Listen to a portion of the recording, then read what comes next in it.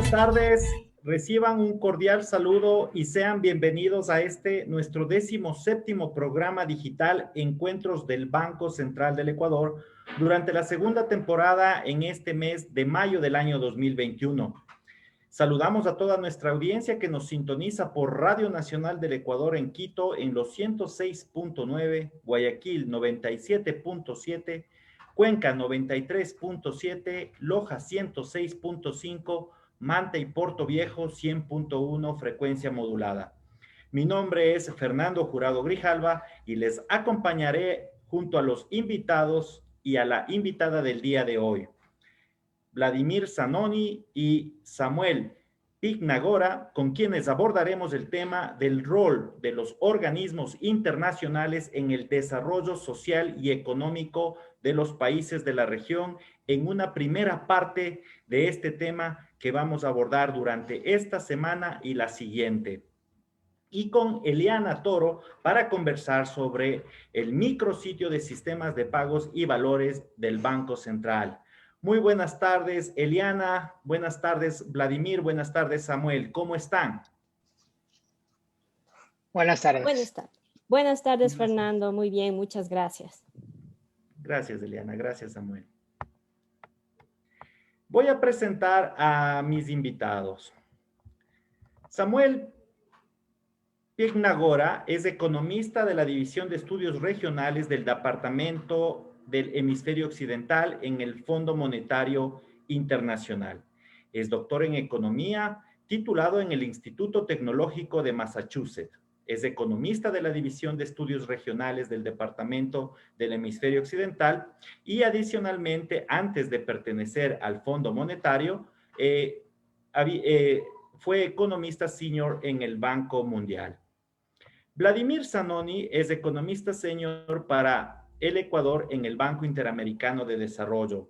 Cuenta con una maestría y un doctorado en políticas públicas por la Universidad de Chicago.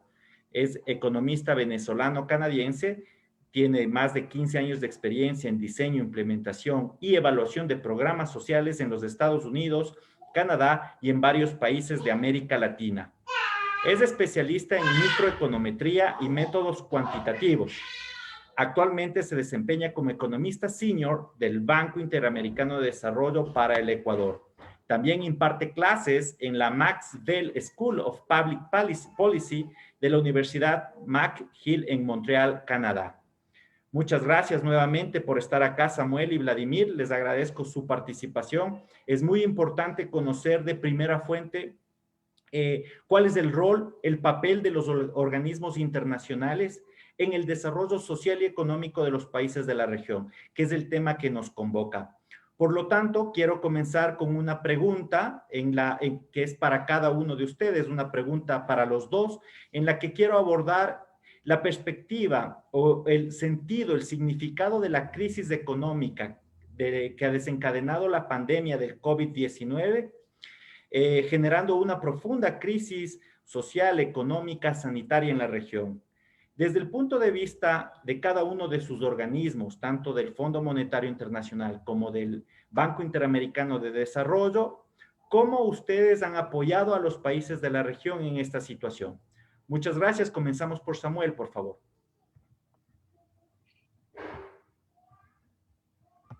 No se te escucha, Samuel. Estás con el micrófono apagado, me parece, Samuel, que no te logro escuchar acá. ¿Me escuchan ahí? Ahí me escuchan mejor. Sí, por favor. Perfecto. No, primero que nada, empezar por agradecer la invitación. Es un placer estar para mí, con ustedes esta tarde. Con respecto a la pregunta, definitivamente esta es una crisis sin precedentes, una crisis que tiene muchas dimensiones. Afecta el ámbito de la salud, afecta el ámbito social y afecta el lado del crecimiento. Y ante esto, el Fondo Monetario Internacional ha estado monitoreando constantemente el desempeño de la región. Como muchos pueden haber leído, la región es una de las más afectadas en todo el mundo. Esta es una crisis que no discriminó a los países que afectó. Todos los países, prácticamente todos los países del mundo, sufrieron una gran contracción en el 2020, pero América Latina tenía condiciones preexistentes que le hicieron mucho más vulnerable. tuvo una caída más grande en el Producto Interno Bruto, tuvo una caída del empleo más grande, y aparentemente las proyecciones indican que se va a recuperar de una manera más lenta.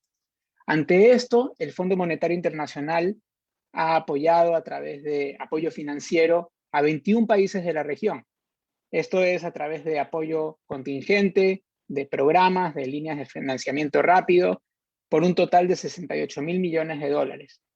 Si uno ve el total de lo que el fondo ha destinado para apoyo durante la crisis, América Latina es la región a la que más recursos se ha proveído por parte del fondo, en un total del 62% de los recursos.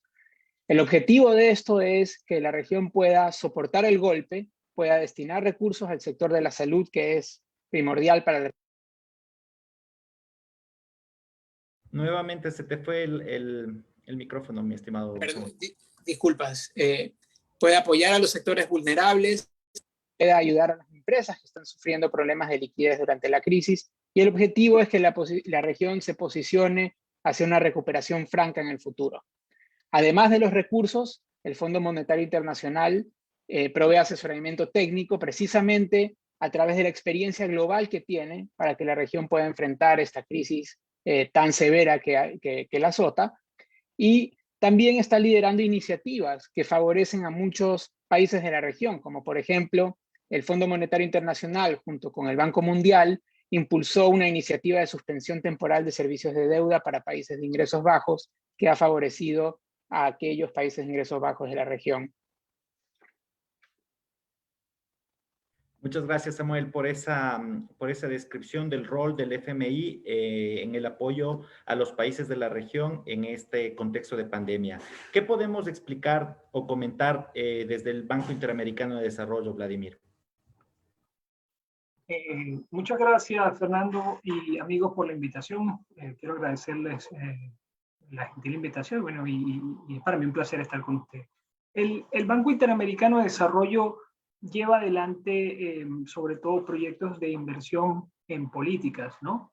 Y estos proyectos de inversión, pero no solamente proyectos de inversión, también proyectos de apoyo en política, llevan consigo connotaciones de naturaleza sectorial. O sea, se invierte en programas de educación, de salud, de vivienda, etc. En el marco específico de la pandemia, el banco ha apoyado con una cifra récord de 21.600 millones de dólares para atender las necesidades de movilización de recursos asociadas con paliar los temas específicos de atender la caída del empleo y proporcionar un amortiguador al sector privado y a la economía pública a propósito de suplir necesidades de financiamiento que se ven exacerbadas por la caída de los ingresos que implica la desaceleración económica que enfrentamos el año pasado, ¿no?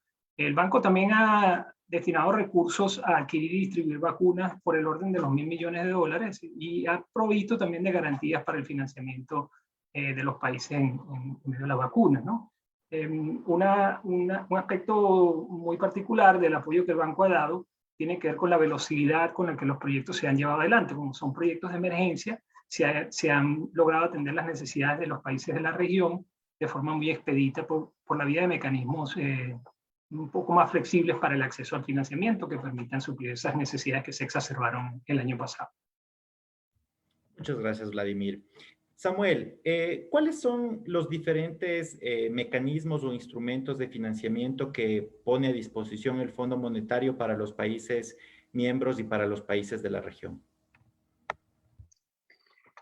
Bueno, el FMI ofrece un abanico de apoyo financieros para los países de la región que dependen un poco de su nivel de ingreso. Como decía, en la región hay países de ingreso medio e ingreso bajo.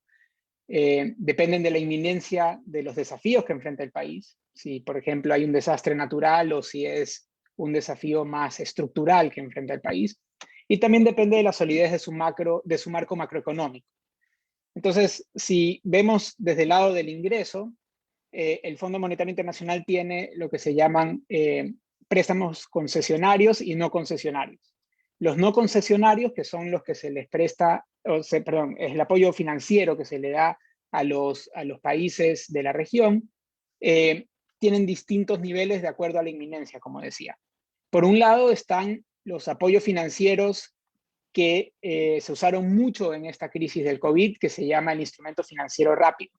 Estos son transferencias rápidas hacia los países que normalmente no vienen acompañados de un programa tradicional como el Fondo Monetario Internacional.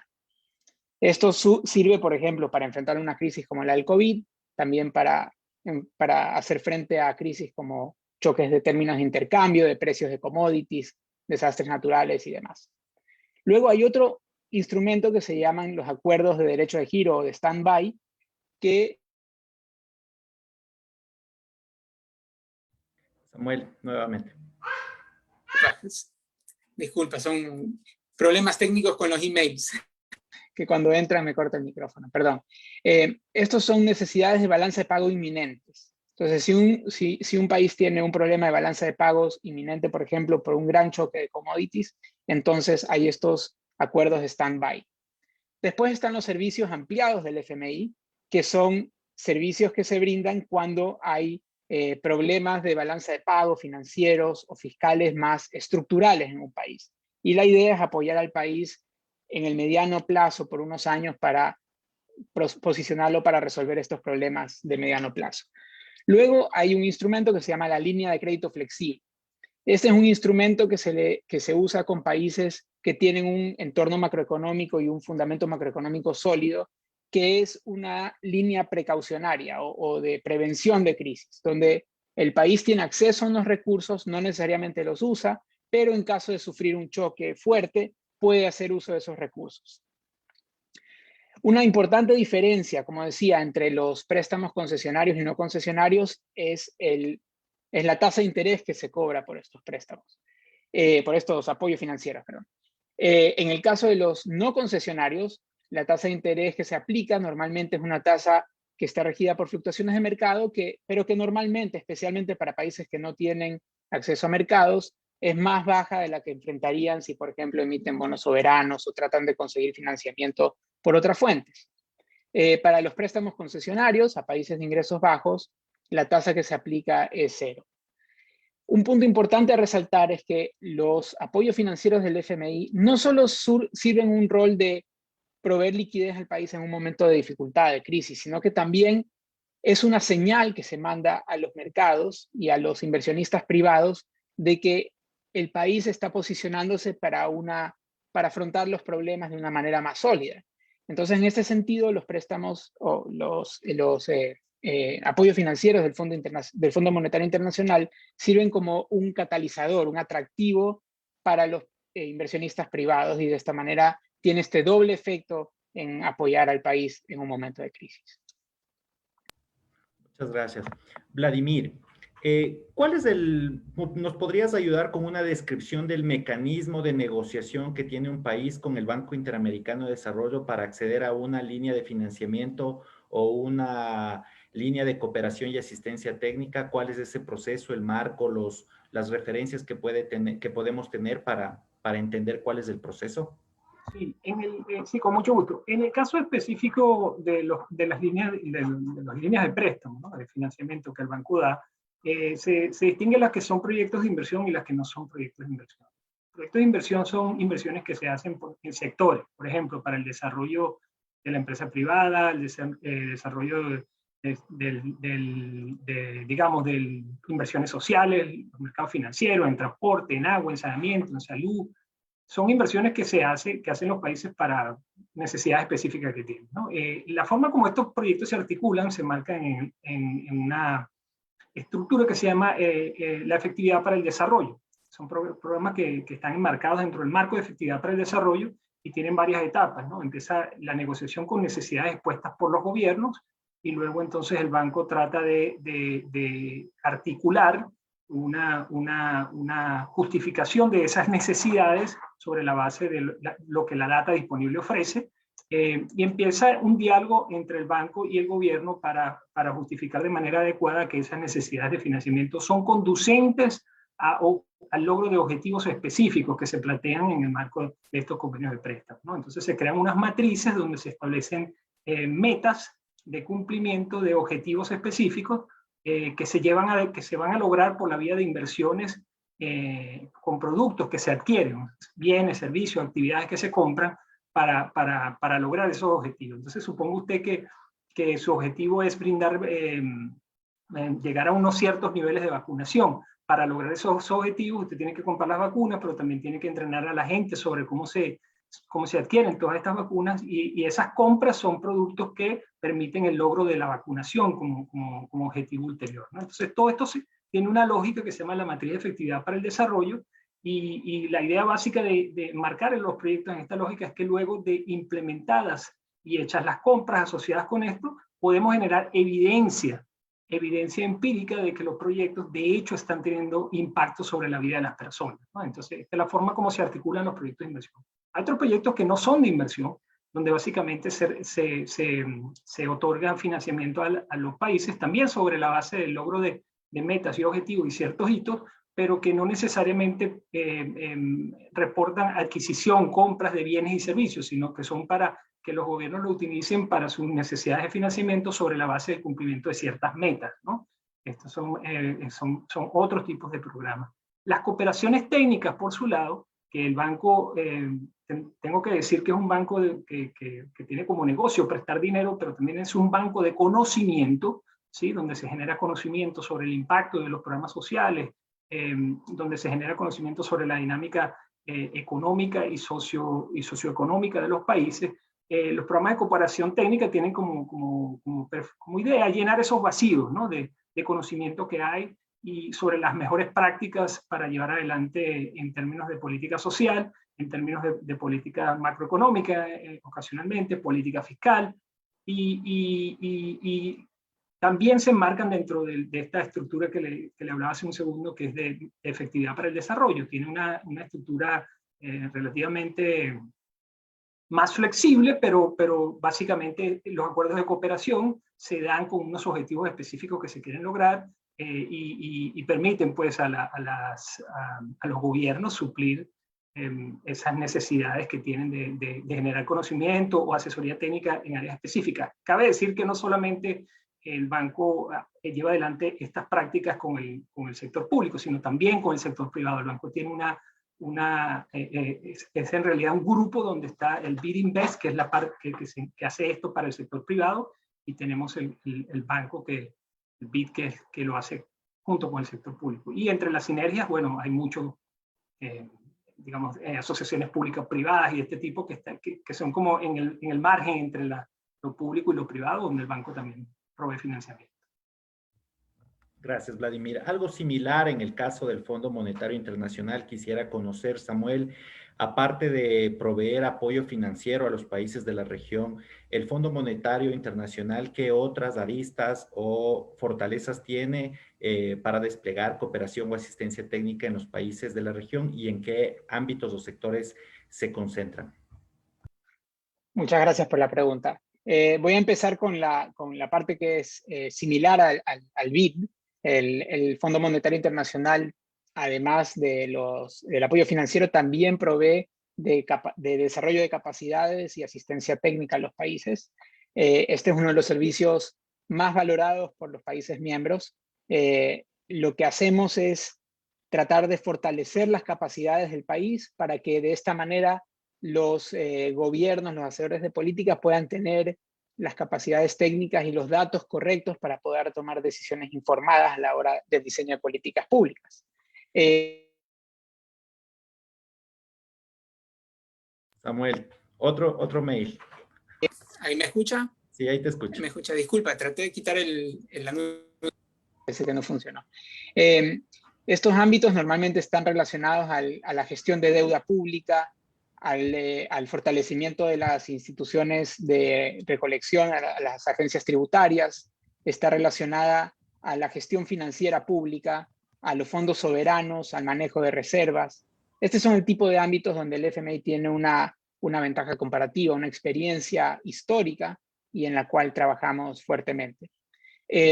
Además, este tipo de asesorías, como decía, permiten a los países gestionar de una manera idónea los riesgos. Otra parte en la que el FMI asiste a los países miembros es a través de la supervisión y el asesoramiento de políticas. Como parte del mandato de la institución es la supervisión de cada país miembro y de la economía global como un todo.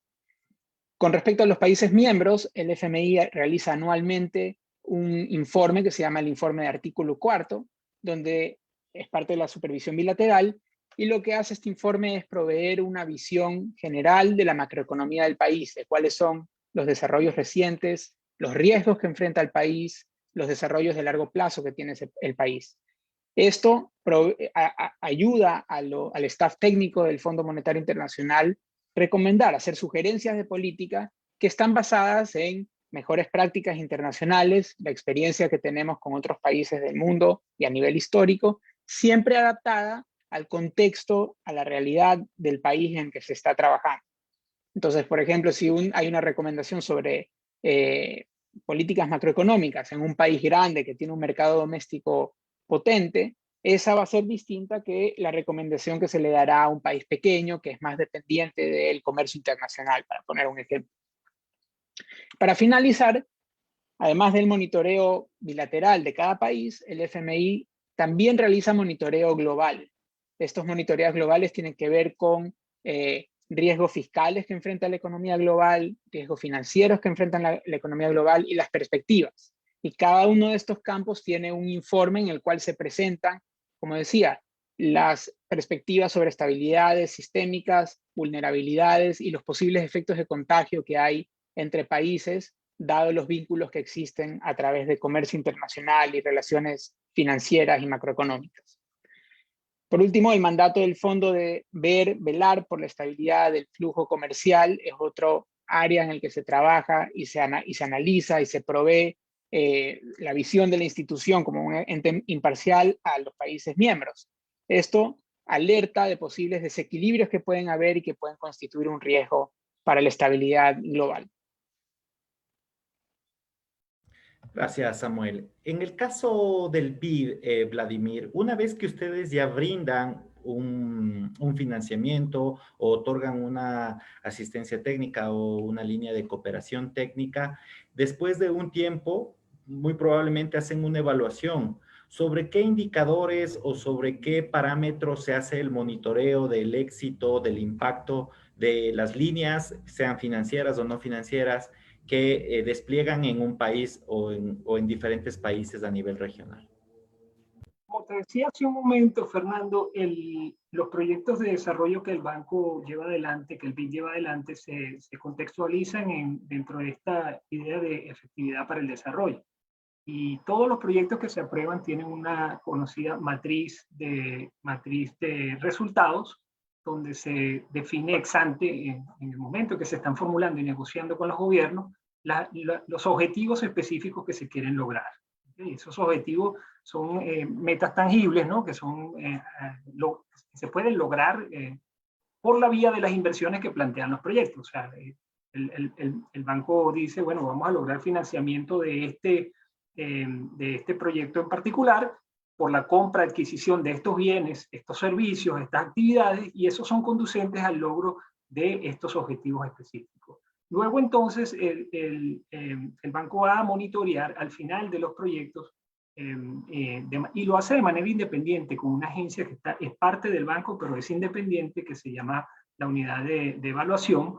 La unidad de evaluación entonces va a ver en qué medida los objetivos que se plantearon en el momento en que y de la forma que se formularon realmente se cumplieron, ¿sí? Entonces es el marco de evaluabilidad. Nosotros hacemos una evaluación del potencial de evaluabilidad de los proyectos al momento en el que se están discutiendo y negociando, de manera tal que luego nosotros podamos generar evidencia por la vía del uso de estos indicadores que están en las matrices de productos y resultados, que son componentes fundamentales de los proyectos de inversión del banco. Por la vía del análisis puede generar evidencia de efectividad y de impacto, ¿no? Nosotros, el banco hace un esfuerzo bastante importante por tratar de documentar que las circunstancias, digamos, cuál hubiera sido el impacto sobre la vida de las personas de estos proyectos no haberse llevado adelante. Es decir, se hace un esfuerzo muy importante por tratar de construir escenarios contrafactuales que permitan dar respuesta a las preguntas de evaluación, que son básicamente las que responden a qué le hubiera pasado a esta población afectada de manera positiva por este proyecto, afectada por este proyecto, si no lo hubiéramos llevado adelante. Entonces, la efectividad que nosotros medimos en términos de ponderar si ha tenido impacto sobre el desarrollo de un proyecto se hace de manera muy rigurosa y muy técnica, monitoreando el desempeño de las matrices de resultados con técnicas de evaluación de impacto rigurosas. Muchas gracias. En este contexto obviamente de pandemia, ¿cuáles son, para los dos, tanto para Samuel como para Vladimir, la misma pregunta, ¿cuáles son los principales desafíos económicos, sociales, que ya están identificando ustedes o que se han ponderado de diferente manera? Posiblemente antes de la pandemia había un orden de ponderación o de prioridad de los problemas a resolver desde la óptica de cada uno de los organismos, sobre pobreza, sobre desigualdad, sobre desequilibrios fiscales, sobre necesidades de infraestructura, sobre temas de competitividad o temas de brechas digitales o de innovación. Muy probablemente ustedes tenían una suerte, un abanico de muchos objetivos a apuntar. Después de esta pandemia, o con el aprendizaje que esta pandemia nos ha dejado, en términos de reformular esas prioridades o reformular esos objetivos, ¿qué podemos decir del aprendizaje que está interiorizando el Fondo Monetario y tanto el Banco Interamericano de Desarrollo en este nuevo contexto? Samuel. Muchas gracias por la pregunta. Sí, en términos de los desafíos y su priorización o su ranking, hay algunos que son desafíos de siempre de la región y que la pandemia los ha agudizado.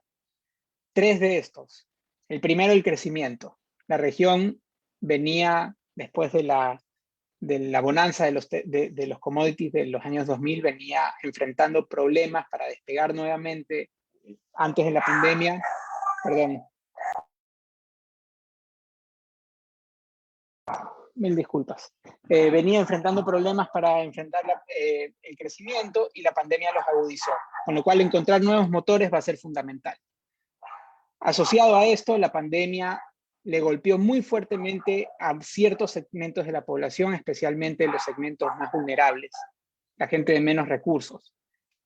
Entonces, todo ese progreso que había hecho la región por combatir la pobreza y la desigualdad, la pandemia volvió a traer a la luz. Otro problema que la región ya tenía y que la pandemia ha agudizado es el tema de sostenibilidad fiscal, como apuntabas tú, Fernando. Entonces, estos son 3 desafíos que ya habían y que la pandemia agudizó. Ahora, después de la pandemia, la región también va a tener que enfrentarse a algunos desafíos que son un poco más nuevos para América Latina y el Caribe. El primero es el hecho de que ya la ola de digitalización y automatización probablemente va a pegarle a la región. Y esto va a requerir adaptarse. Hay muchas oportunidades ahí, pero también va a requerir que la región capacite su capital humano, que eleve sus procesos de producción a esta tendencia, y también va a requerir que el diseño de políticas tenga en cuenta que los sistemas de seguridad social, los sistemas de protección social y ciertos segmentos de la población van a sufrir el hecho de que estas tendencias se materialicen. Luego, es innegable que el cambio climático afecta severamente a la región. La frecuencia y la intensidad con la cual los desastres naturales afectan a la región va a seguir aumentando, de acuerdo a los pronósticos de los científicos.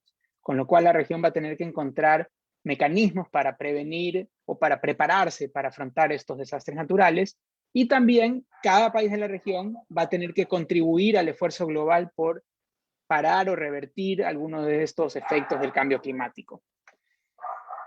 Un punto importante que está en el medio de la pandemia y el largo plazo es que la pandemia va a dejar secuelas. Y uno de los puntos que hemos alertado en el Fondo Monetario Internacional es que precisamente porque tuvo la pandemia un impacto desigual en la población, hay segmentos que van a sufrir por ahí un poco para reinsertarse al mercado laboral, como son las mujeres y los jóvenes, que han sido los más vulnerables a pérdidas de empleo, pero también hay una generación de estudiantes actuales que han sufrido las consecuencias de el cierre de escuelas, de la educación virtual y todos los desafíos que hay en una región que tiene poca conectividad. Con lo cual, cómo minimizar este riesgo va a ser fundamental, estas cicatrices que deja la pandemia. Entonces, ahí es donde Las multilaterales, en el caso mío, el Fondo Monetario Internacional, juegan un rol en dar recursos a los países para que puedan hoy en día resolver rápidamente la emergencia sanitaria y contener estos efectos de cicatriz que puedan verse en el largo plazo, y a través de asesoría técnica, de capacitación y demás, posicionar a los países para que estas predicciones de un crecimiento poco robusto en los próximos años no se materialicen y que la región pueda dar una sorpresa positiva en los próximos años. Otro punto importante a resaltar es que cuando la región enfrenta estos desafíos, una institución como el Fondo Monetario Internacional tiene un rol importante como coordinador.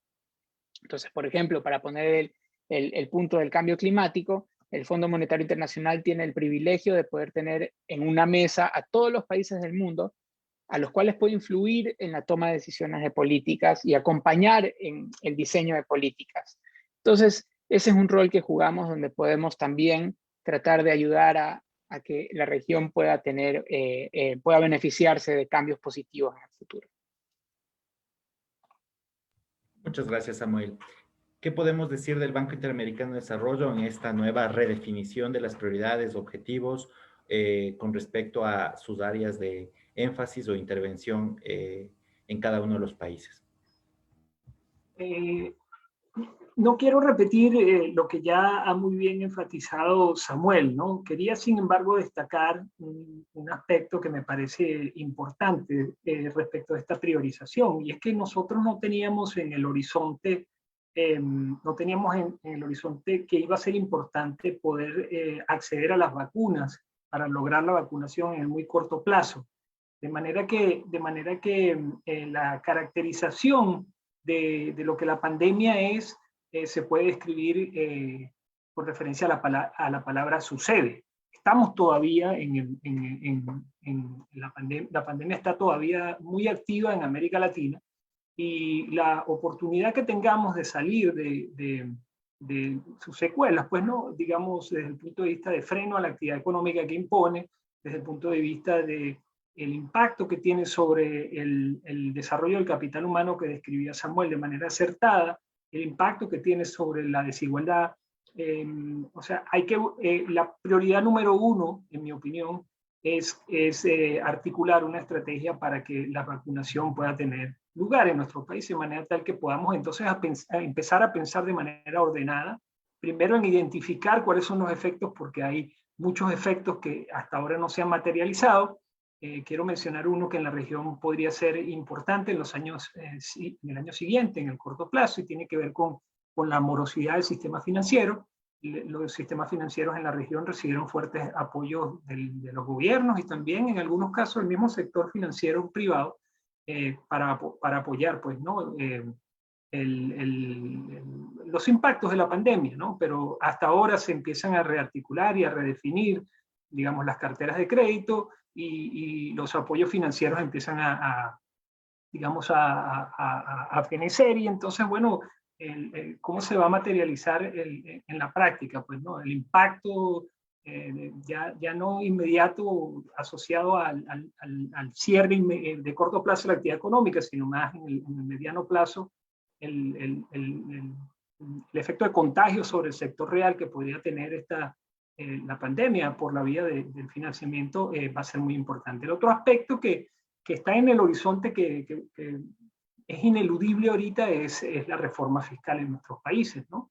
Reforma fiscal que permite obtener recursos, pero que, como bien se viene discutiendo, presenta digamos, la dificultad conceptual de articular la importancia de aumentar los ingresos, pero al mismo tiempo sin que eso ponga un freno al crecimiento, ¿no? Y es importante porque nuestros países están con niveles de deuda que son relativamente altos, entonces para lograr entonces un ajuste económico que no sea recesivo, enfrentan dificultades importantes para los cierres de sus brechas fiscales, ¿no?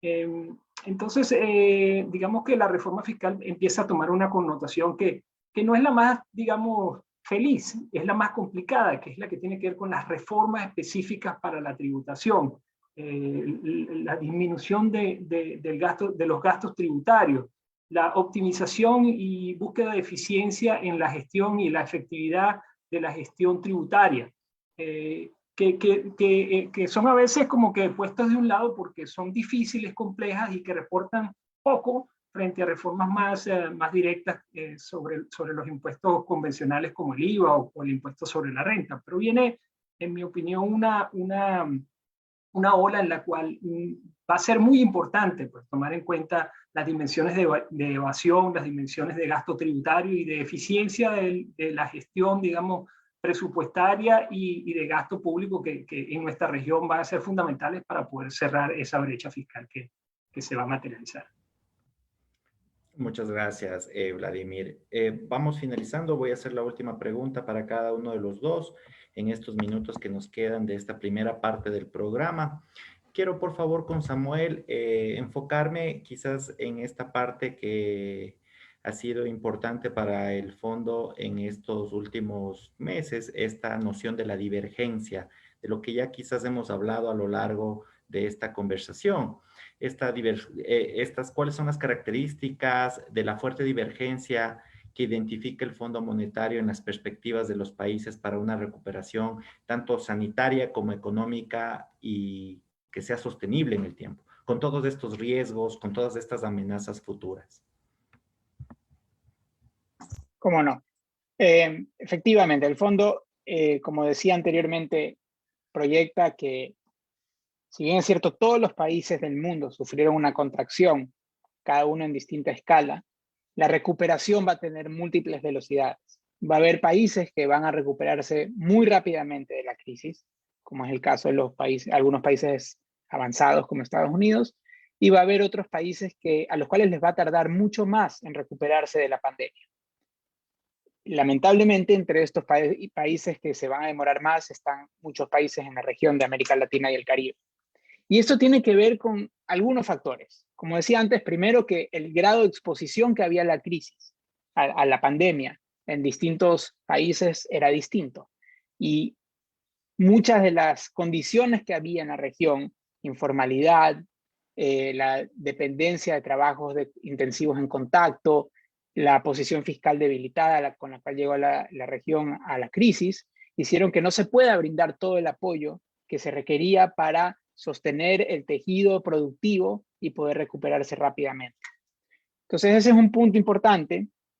Como decía Vladimir, la vacunación llegó antes de lo esperado, con lo cual hay un riesgo al alza de que en la región se pueda vacunar rápidamente y se pueda recuperar más rápido de lo que esperamos la economía y el mercado laboral.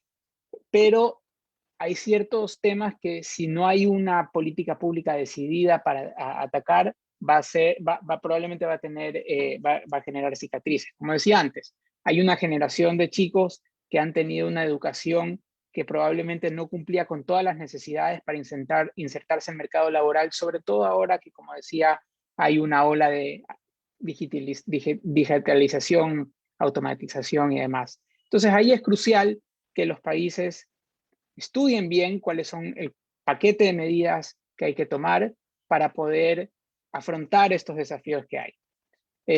Los recursos que las multilaterales brindamos y el apoyo técnico a través de asesoría es importante para que los países tengan en mente cuáles son las opciones que hay dado las características de cada país. Muchas gracias, Samuel. A nivel de grupo, Vladimir, ustedes tienen, como ya mencionabas, la parte del BID, tienes el BID Invest y el BID Lab. A nivel de grupo, ¿cómo se articula la visión de inclusión, de sostenibilidad, la visión de innovación, tanto para el sector público, para el sector privado? ¿Cómo ustedes lo conciben a nivel de grupo? Todos estos elementos que hacen su razón de ser o la misión institucional del banco.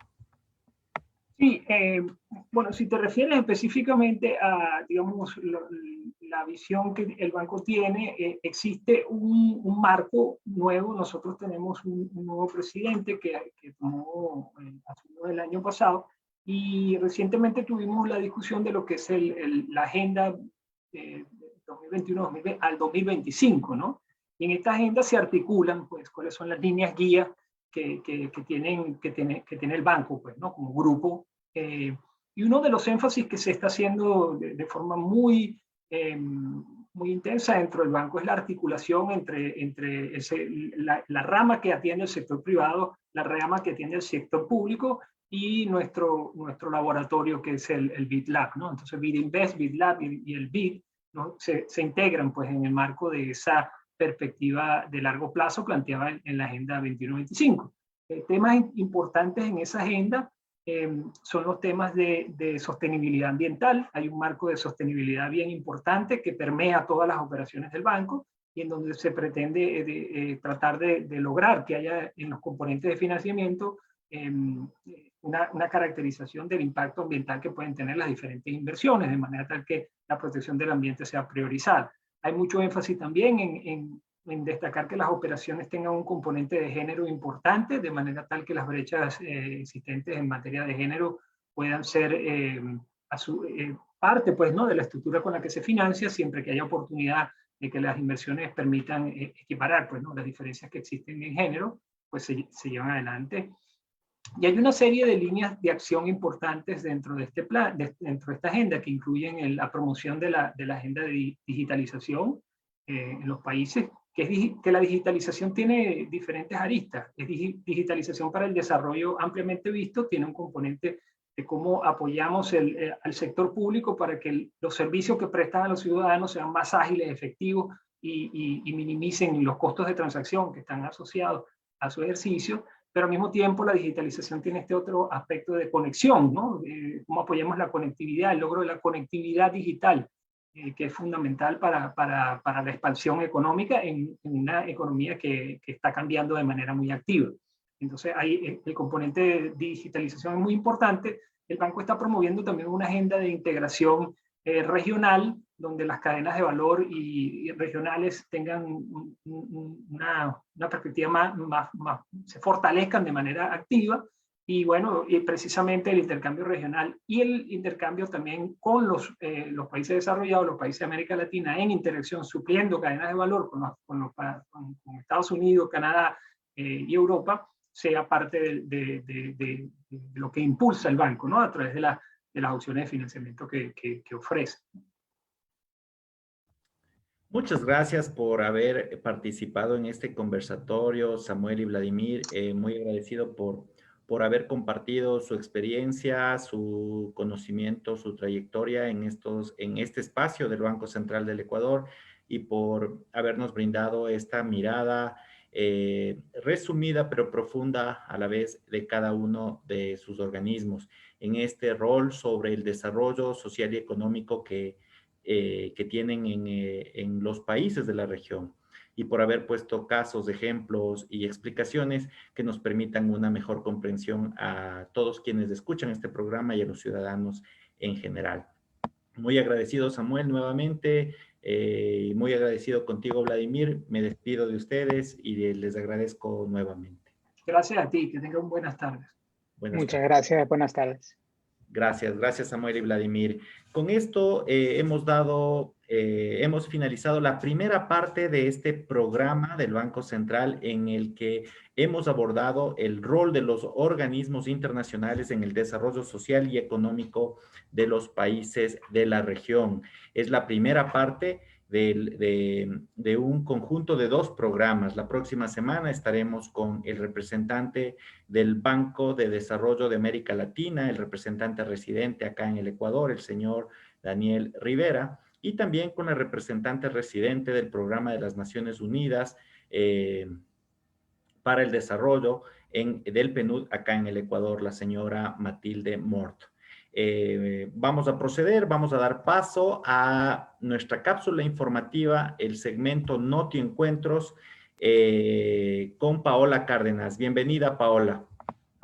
Bienvenidos al noticiero Noti Encuentros del Banco Central del Ecuador. A continuación, revisaremos las noticias de interés nacional e internacional de esta semana. En noticias nacionales, embajador de Rusia anuncia firma de acuerdo para provisión de vacunas con Guillermo Lasso. El camino ya está abierto para la llegada de las vacunas Sputnik V a Ecuador. El gobierno ruso, dirigido por Vladimir Putin, aceptó el pedido que le hiciera el presidente electo Guillermo Lasso, y ahora únicamente se espera la posesión el próximo 24 de mayo para avanzar en las negociaciones. Quiteños, los que más compran en el exterior de forma electrónica. La bancarización en la capital ha permitido que más quiteños compren de forma electrónica en otros países. El comercio electrónico transfronterizo en Ecuador creció 300% en 2020, un año marcado por los cambios de consumo debido a la pandemia de COVID-19, según la plataforma Tienda Mía. En noticias internacionales, el gobierno de Estados Unidos pide que se liberen las patentes de la vacuna contra el COVID-19. La administración de Joe Biden apoyó una petición para que las farmacéuticas renuncien a los derechos de propiedad intelectual de las vacunas y que éstas puedan replicarse en otras partes del mundo. Hasta aquí la información. Espéranos la próxima semana en Noti Encuentros. Adelante, Fernando.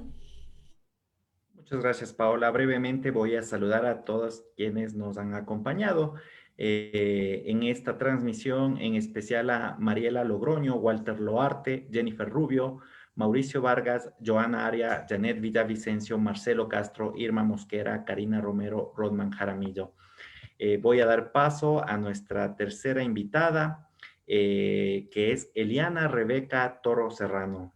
Es especialista en sistema de pagos en el Banco Central del Ecuador, tiene un diplomado en General Management por la Universidad de Calgary, es economista por la Universidad Central del Ecuador, cuenta con experiencia como consultora de proyectos de desarrollo por aproximadamente 8 años para organismos internacionales como el Banco Interamericano de Desarrollo, Banco Mundial, UNICEF y Comisión Económica Europea, principalmente en proyectos de transferencias condicionadas de dinero para países en vías de desarrollo.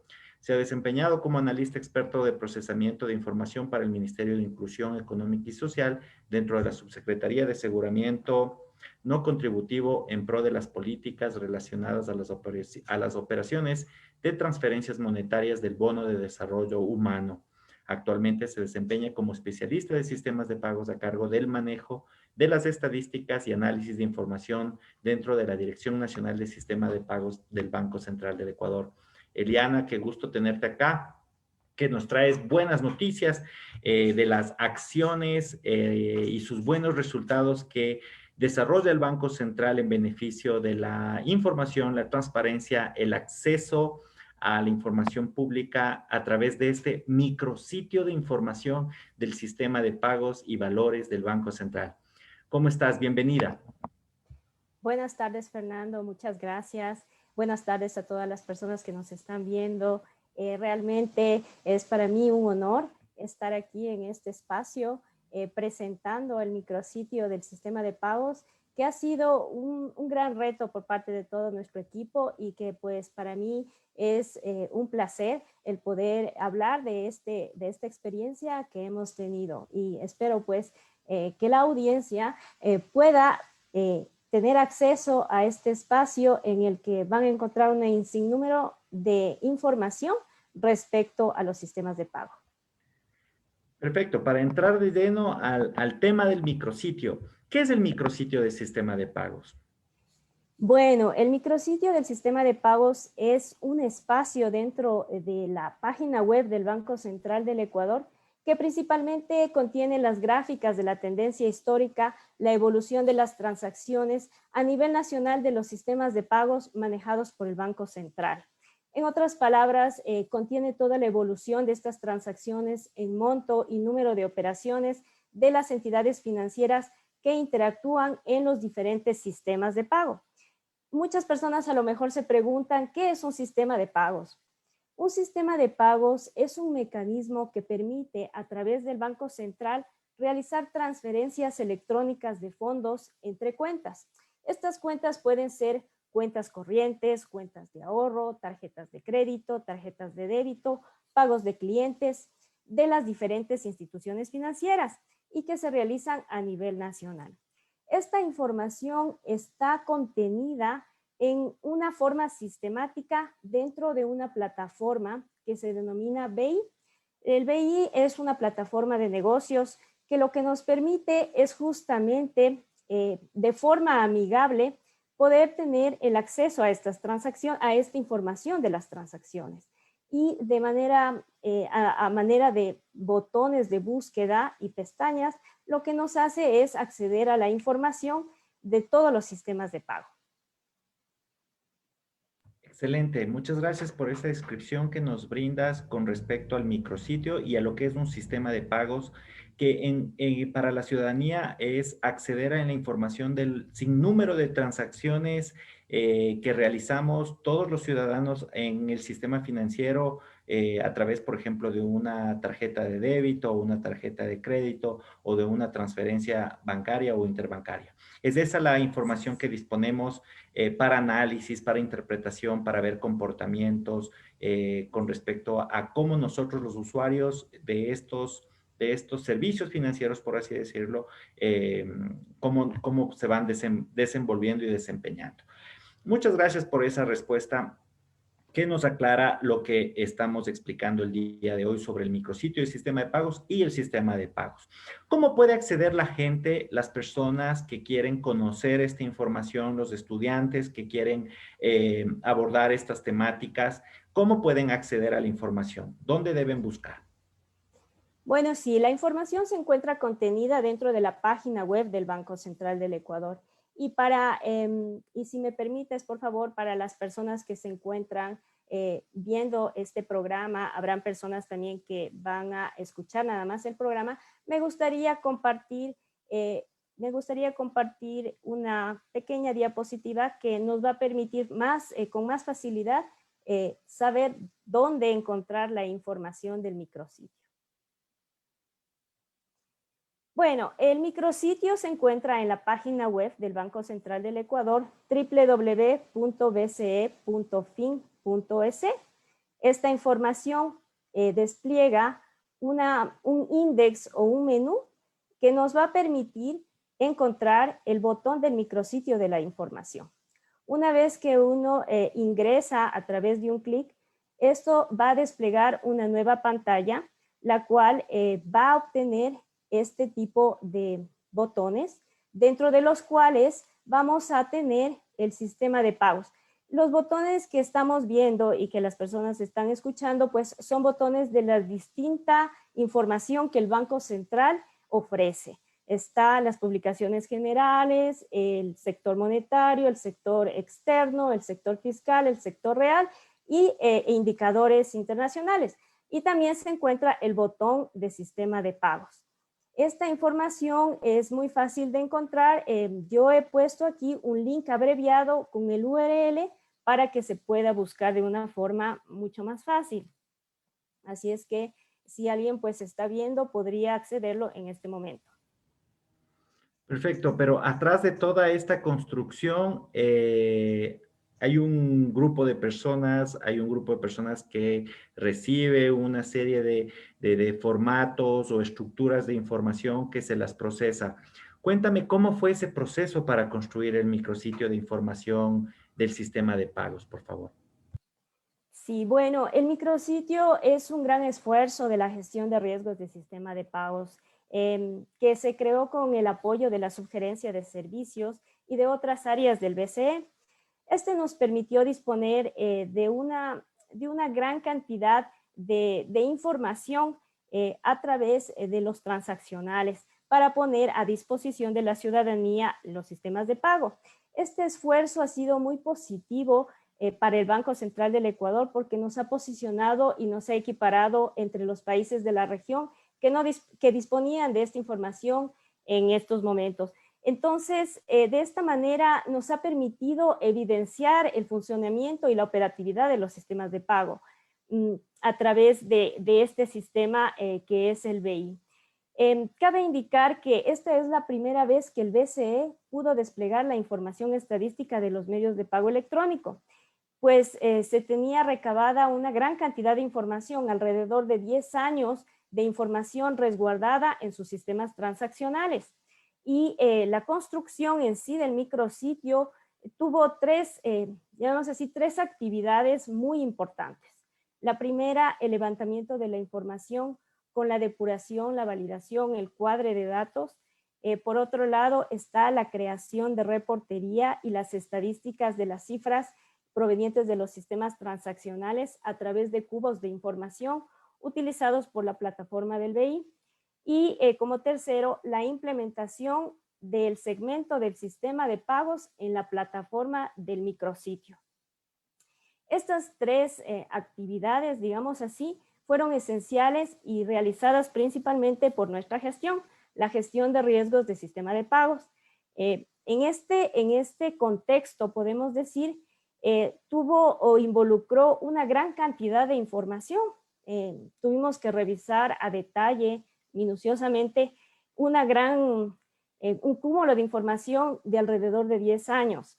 Ustedes pueden imaginar, es alrededor de 700,000 transacciones procesadas. Esto quiere decir 700,000 transacciones procesadas diariamente. Esto quiere decir que desde el año 2010 tuvimos que recabar una cantidad inmensa de información. Fue un trabajo bastante extenso, bastante, digamos así, complejo. Pero tuvimos, bueno, se puede decir, tuvimos la felicidad de obtener todos estos datos de una manera confiable, de una manera exacta. Y de esta manera, pues, exponerlos a la ciudadanía en forma oportuna y segura. El dato para nosotros es muy importante, por eso lo hemos trabajado de esta manera para que pueda ser expuesto dentro del micrositio con esa confiabilidad. Excelente, muchas gracias. Lo que nos cuentas para dimensionar el esfuerzo que está detrás de esta síntesis de información que está puesta a disposición de los ciudadanos a través de nuestro portal web, y dentro de nuestro portal web, como ya nos mencionabas, www.bce.fin.es, hay una sección que se llama micrositio de información, y dentro de ella encuentras una que corresponde a sistema de pagos y valores, y también a la información del sector real, del sector externo, del sector fiscal, que también el Banco Central ya ha puesto a disposición de la ciudadanía. Es importante contar a las personas para que entiendan cuál es el trabajo, el rol que tiene el Banco Central en la generación y publicación de estadísticas de calidad al servicio de la ciudadanía y al servicio de quienes toman decisiones. Muchas gracias por estos comentarios que nos actualiza Eliana.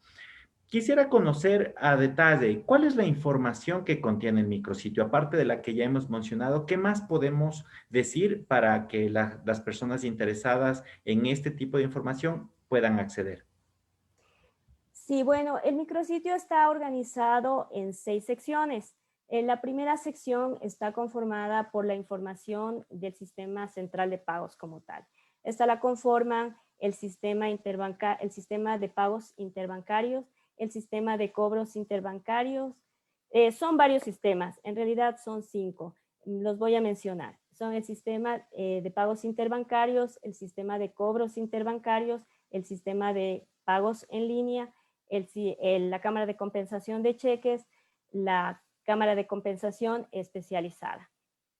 En el sistema de pagos interbancarios podemos ver todas aquellas transacciones que usualmente un usuario realiza el momento que desea realizar una transacción o realizar un pago a otra persona que mantiene una cuenta en otra entidad financiera. Estos son una gran cantidad de transacciones. Es uno de los más grandes dentro del sistema central de pagos. Este procesa alrededor de 340,000 transacciones diarias y es uno de los que canaliza, o el que más canaliza, alrededor del 60% del monto del sistema central de pagos. El sistema de cobros interbancarios es, como su nombre lo indica, el cobro interbancario que se ordena por el concepto de un servicio. Por ejemplo, la telefonía celular, los seguros de salud, la televisión pagada, son realizados a través de este tipo de sistema. Y en otras palabras, viene a ser los débitos autorizados por el dueño de la cuenta bancaria a través de una entidad financiera. Este canaliza alrededor del 6% del sistema central de pagos. Estos dos sistemas dentro del micrositio mantienen una información desagregada en sector público o sector privado y también por tipo de entidades, ordenantes y beneficiarias. También existe una clasificación específica para estos dos tipos de sistemas. Son las transacciones ordenadas y liquidadas. Entonces, para entender mejor qué es una transacción ordenada, pues me gustaría explicar. No es más que el universo del total de las transacciones que se canalizan a través de la plataforma del SPI y que al final pueden liquidarse o no. En el caso de las transacciones liquidadas, corresponden a todas estas transacciones que efectivamente se concretan al final del proceso de la liquidación. Voy a darles un ejemplo un poco más práctico para que puedan entender este concepto. Vamos a dar un ejemplo en el caso de una persona que, por ejemplo, realiza el pago interbancario a un ciudadano, pero que al momento de tipear el número de cuenta bancaria comete un error. ¿Qué pasaría con esta transacción? Esta transacción dentro del Banco Central es considerada como una transacción ordenada, es decir, está en el universo de todas las transacciones, pero al final del proceso no se liquida. Es decir, esta transacción únicamente pasa por toda la plataforma y en el momento de efectivizarse por el error al cometer en el número de la cuenta bancaria, pues no termina su proceso y no se liquida. Eso es justamente lo que se encuentra dentro del micrositio en el momento que seleccionamos la pestaña, si es que queremos contar con transacciones ordenadas o si queremos contar con transacciones liquidadas. Eso depende del análisis que uno quiera realizar. También dentro de este espacio tenemos el sistema de pagos en línea. El sistema de pagos en línea constituye aquellas transacciones de los pagos en línea de las entidades que poseen una cuenta corriente dentro del Banco Central. Entonces, estas son las transacciones que internamente se realizan en el Banco Central a aquellas entidades que mantienen una cuenta dentro del banco. Tenemos también información sobre la Cámara de Compensación de Cheques, la cual pues procesa el concepto de cheques girados en favor de un beneficiario. Esta canaliza un importante valor, está después del SPI, es decir, del sistema de pagos interbancarios, con alrededor del 32% del total del monto del sistema central de pagos, del SCP. Entonces, es un importante valor porque aún a pesar de que el cheque ha dejado de tener, digamos, a gran uso, aún sigue considerándose dentro de nuestro espacio, dentro del Ecuador, como uno de los más importantes dentro del sistema central de pagos. Y finalmente, pues tenemos la Cámara de Compensación Especializada, que mantiene los medios de pago procesados por los sistemas de pago, por los sistemas de auxiliares de pago, los apps, que se denomina en el mundo de los medios electrónicos. Estos no son más que las entidades financieras que trabajan con las tarjetas de crédito, los cajeros automáticos, los pagos directos, la billetera móvil, las remesas, y que canalizan alrededor del 2% dentro del sistema central de pagos. Esa es la información con respecto a los sistemas de pagos como tal, y ustedes pueden encontrar en el micrositio dentro de esta sección. Hay otra sección que está dentro de un banner, es una sección del resumen de todos los indicadores principales que resume los montos de los valores liquidados de los sistemas mencionados anteriormente. Este banner pues lo van a encontrar en la parte superior de justamente la sección de sistema de pagos. Otra sección importante son la información de medios de pago electrónico. La información contiene básicamente las tarjetas de crédito y débito que provienen de la información de la Superintendencia de Bancos. Esta información es complementaria a la información que tenemos en el sistema que les mencioné anteriormente, que trabaja con los sistemas auxiliares de pagos. En este sistema mantenemos información de tarjetas de crédito, pero no de todas. Entonces, en esta sección contiene las tarjetas de crédito y débito que la Superintendencia de Bancos, pues, que la Superintendencia de Bancos provee, perdón. Depósito centralizado de valores es otro segmento que dentro del micrositio mantiene información. Esta mantiene la información de la compensación y la liquidación de valores y del mercado de valores. Otra sección que es relevante sería la normativa relacionada con los sistemas de pago dentro de la página. Estas son las resoluciones administrativas que se han tomado a lo largo del tiempo para poder reglamentar justamente las plataformas de los sistemas de pago en general. Tenemos otra sección que son las publicaciones relacionadas, son, bueno, archivos de interés, documentos relacionados, algunos externos al banco, como por ejemplo hay información del Banco Mundial que ha realizado ciertos estudios referentes a sistemas de pagos dentro del Ecuador y que pues está contenida en esta sección.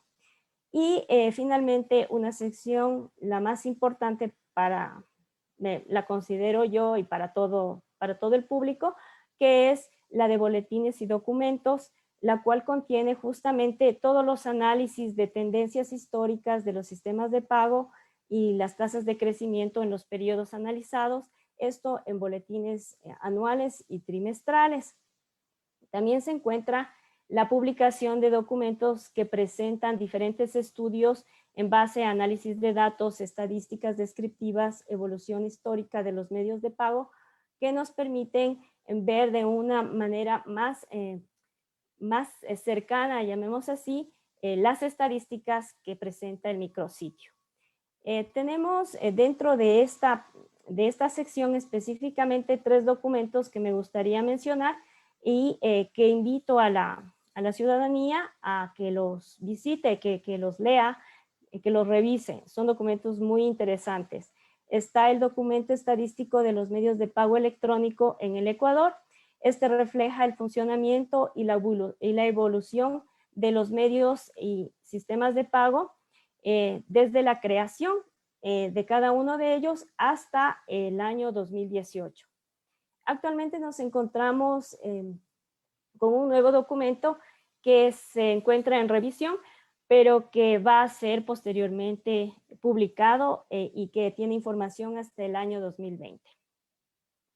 Tenemos otro documento, es el documento Evolución de los medios de pago en el Ecuador en el contexto de la pandemia COVID-19. Este documento, como su nombre lo indica, analiza la evolución de los medios de pago en temporada de pandemia.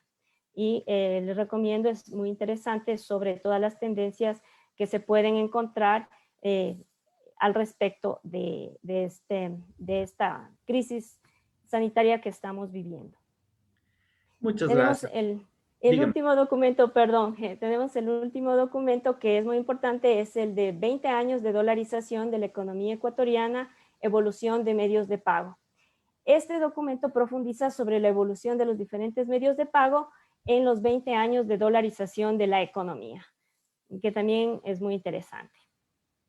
Muchas gracias. Ha sido enriquecedor conocer por parte de una de las protagonistas internas del Banco Central del Ecuador, junto a un equipo talentoso de la gestión de riesgos de sistemas de pagos en la Dirección de Sistema de Pagos de la Subgerencia de Servicios del Banco Central del Ecuador, quienes han entregado un producto en beneficio de la ciudadanía muy interesante, muy grande en cuanto a contenido estadístico, de análisis, de información normativa y de estudios con respecto al comportamiento y evolución de los sistemas y medios de pago.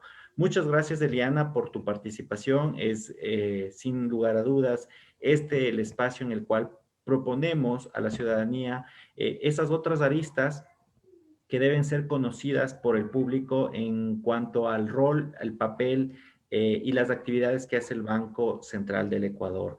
Quiero agradecerte por tu participación y tu gentil exposición en torno al tema de micrositio de información de sistema de pagos y valores del Banco Central. Muchas gracias, Fernando. Yo le agradezco mucho por esta invitación y el poder dar a conocer este importante espacio que tenemos dentro del Banco Central del Ecuador, que es el micrositio, como una información que pues ayuda al público.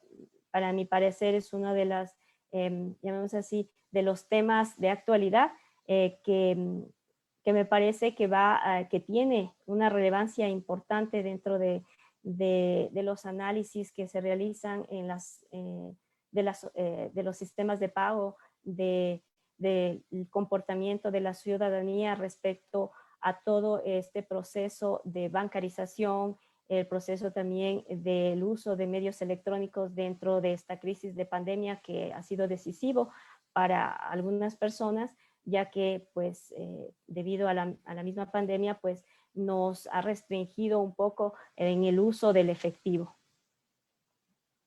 Gracias nuevamente, Eliana Toro, quien nos ha compartido el día de hoy una información muy importante con respecto a el micrositio de información del sistema de pagos del Banco Central. Nuevamente, gracias y muy gentil por estar acá en este programa. Quiero agradecer a las autoridades del Banco Central del Ecuador que hacen posible que este programa se realice semana a semana, a los compañeros de la Coordinación General de Tecnologías de la Información y la Dirección de Comunicación Social, que con su apoyo decidido hacen que este programa se realice semana a semana y que disfrutemos de su contenido, de la calidad de los diferentes segmentos que hemos venido implementando a lo largo de esta segunda temporada. Quiero agradecer a todos quienes nos escuchan en Radio Nacional del Ecuador, quienes nos sintonizan y quienes están viendo esta transmisión a través de la cuenta de Facebook Live del Banco Central del Ecuador. Recuerda mantener la sana distancia, ponerte en todo momento y en cada instante la mascarilla, lavarte de manera frecuente las manos, evitar las aglomeraciones. Al COVID lo vencemos con mucha disciplina social. La próxima semana, como ya les había anunciado, vamos a compartir con Matilde Mort, la representante residente del Programa de las Naciones Unidas para el Desarrollo, PNUD, y con el señor Daniel Rivera, el representante en el Ecuador del Banco Latinoamericano de Desarrollo, la Corporación Andina de Fomento, y vamos a hablar en la segunda etapa del rol de los organismos internacionales en el desarrollo social y económico de los países de la región. Adicionalmente, estaremos con Verónica Rosero, con quien abordaremos la planificación estratégica en tiempos de pandemia. ¿Cuáles fueron los elementos que consideró la institución en la planificación de su desarrollo institucional en este contexto de crisis sanitaria? Les agradezco a todos, que tengan una linda tarde y gracias por acompañarnos. Buenas tardes.